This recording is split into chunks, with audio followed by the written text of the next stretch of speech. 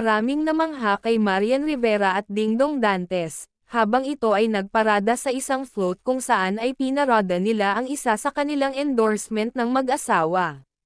Maraming namangha sa ginagawa ni Marian sa kanyang naging performance, at talagang marami ang naaliw dito. Kitang-kita din kung paano niya hinalikan ang kanyang asawa, na talagang pati si Dingdong ay nagulat sa ginawa ni Marian, na para bang nagwala ito sa naturang parada. At hindi lang yan dahil makikita ang isang video, kung paano nagsisiga si Marian na para bang may tinawag ito, at laking gulat ng mga kasama niya nang lumapit ang isang tao na may hawak na isang bayawak.